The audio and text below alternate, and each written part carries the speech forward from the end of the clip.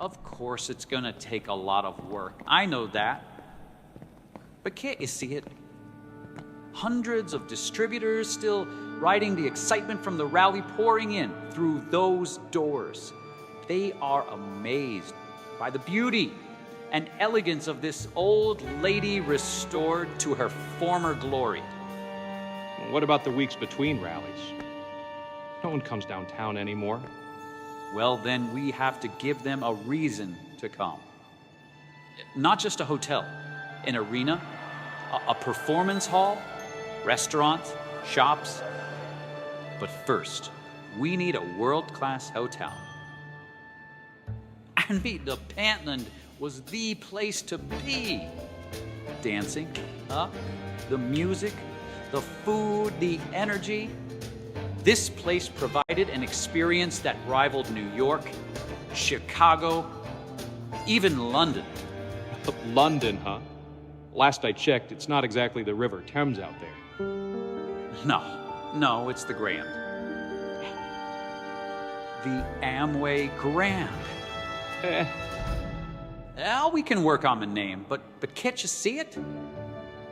Look, when Ford comes to town to dedicate his museum, where's he gonna stay, huh? The motel up the road? No! He will stay here, in a suite, at the Amway Grand. I share your vision, my friend, I do. But it's got to make sense with the numbers, too. What do you say, Mike? You run the numbers? I did, and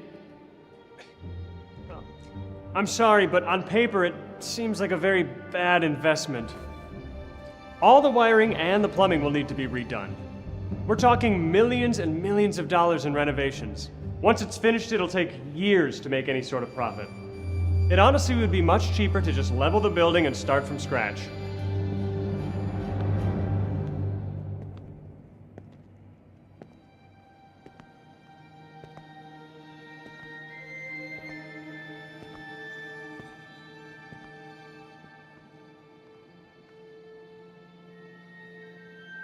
Well, if we don't believe in our city, who will?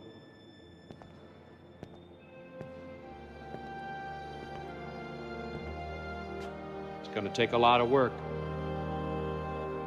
Is that a yes?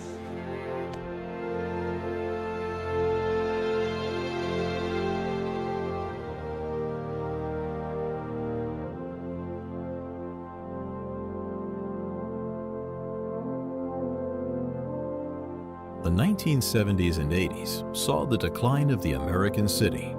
Businesses were moving out, families were heading to the suburbs. The streets, once full of energy, were now places you pass through, not destinations to visit. Developers and investors had their eyes set everywhere but downtown. But Jay and Rich believed a strong downtown meant a strong future for the entire community. And if no one else was willing to take that first step, it might need to be them.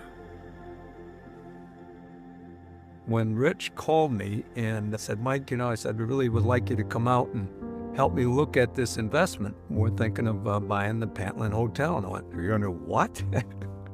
The Pantland Hotel was done in the early 1900s and had been around for a long time, but it had been let go. I was a young accountant. I felt comfortable doing the financial statements and the tax returns with them. But boy, when it came to a hotel, that was a whole different thing. It was musty smelling, old carpet, very dated. It hadn't been invested in years. Plumbing, woodwork, all that. It was going to be like starting over. In our conversations, they had already told me about how embarrassed they were about driving down Monroe Avenue, right on our main street. Many of the buildings were empty. A number of them were boarded up. It was not impressive and a pretty sad story, so it affected them. They wanted to make a difference in the Grand Rapids community, to change our image and to start bringing downtown back. They had a vision, and they were willing to take a risk. My job was to review the numbers and to share the financial analysis and to make sure they understood the impact financially. And the impact financially was not good. They wanted to make the investment not just from an Amway standpoint, but very much from a community standpoint.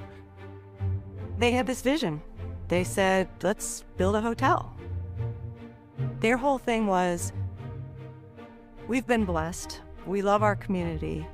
Let's give back to it.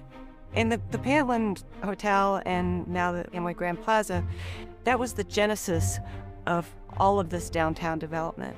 They've lived in Grand Rapids their entire life. They wanted to be able to help and to add to that. And if they could help Grand Rapids become a nicer place to live, a more fun place to live, something for more and more people, then they wanted to do that. A lot of their investment in downtown Grand Rapids came from just wanting to make it better for others. When I moved here, their vision was compelling to me. Economic development in Grand Rapids was non-existent in the early 80s. Jay, in 83, convened a group of their compatriots and their fellow CEOs and said, what do we do about our hometown and our economic development in our city?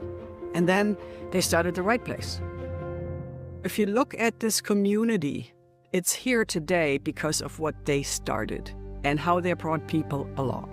Rich and Jay, they were confident, and they were both true entrepreneurs, and they knew that the private sector had to lead what was going on in West Michigan, but they had to do that by bringing the academics and the government along with them. It was part of their plan to do the right thing and to be a catalyst about changing Grand Rapids, not just the downtown of Grand Rapids, but changing the Grand Rapids community. And what was really cool about it was as soon as Dad and Rich started doing some of these things, it inspired others to do the exact same thing. Grand Rapids today is not the Grand Rapids I grew up in. It's a thriving city.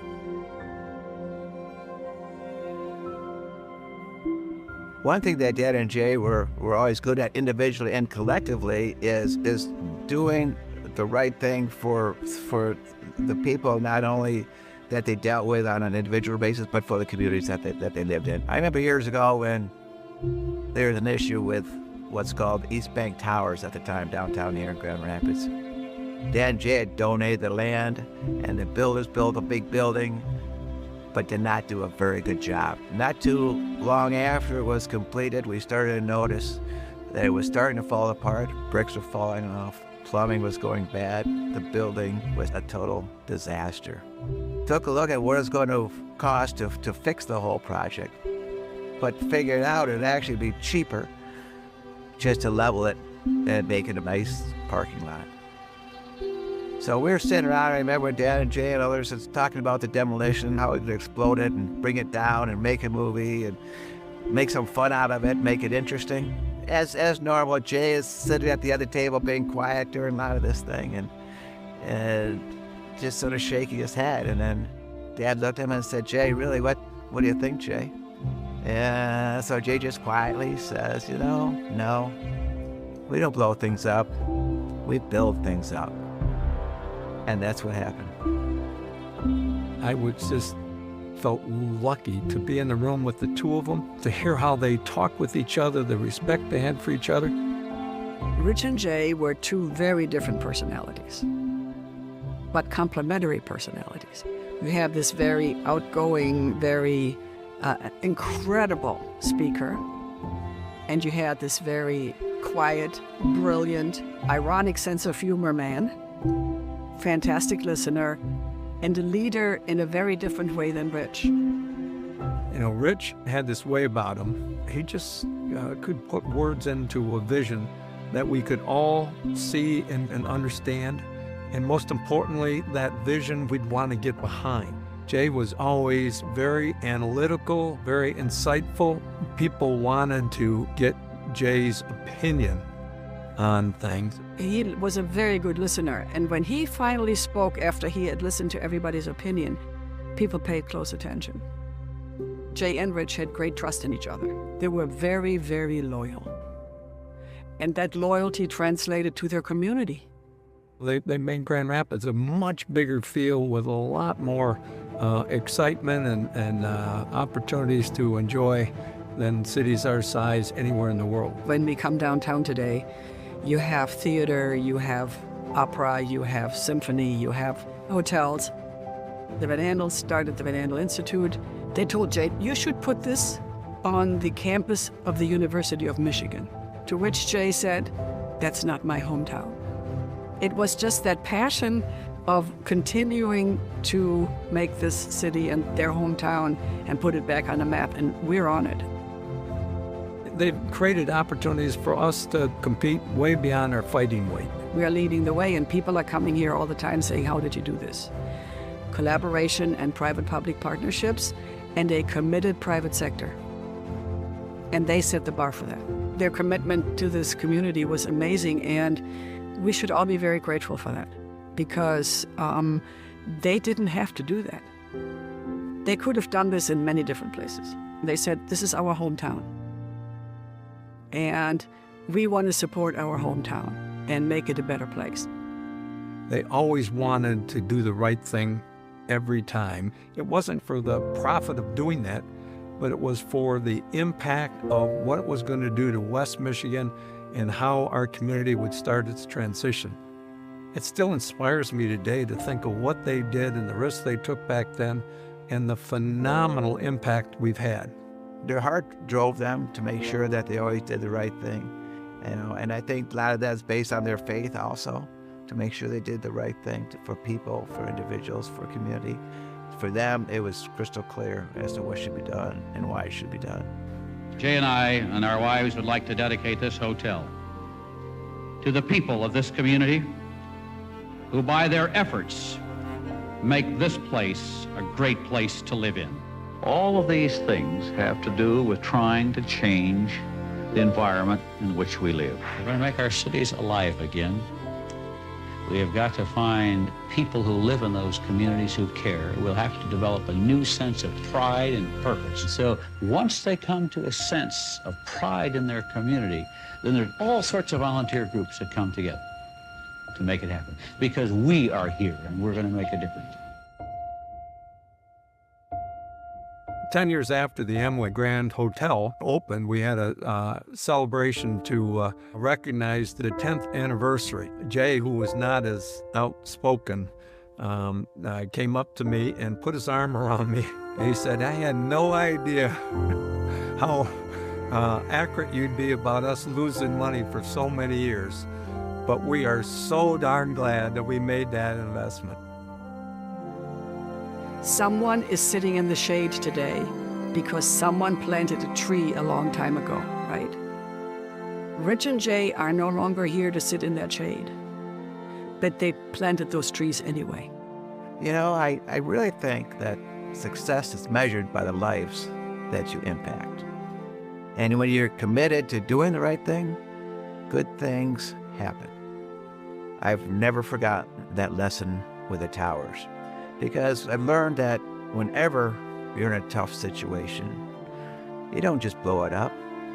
You figure it out, build it up. That was that ever looking for something else that he could contribute to. Rich was the same way. Always, what else can I contribute to help make the world a better place for other people? You know, they thought about people, about community, and about something that could be created that would outlast them for the next generation and beyond. And if you want to make change, you have to get involved. You have to engage. You got to be willing to listen. They lived life to the fullest and made such a positive impact for others, but they enjoyed every step of the way. And we can all learn from them.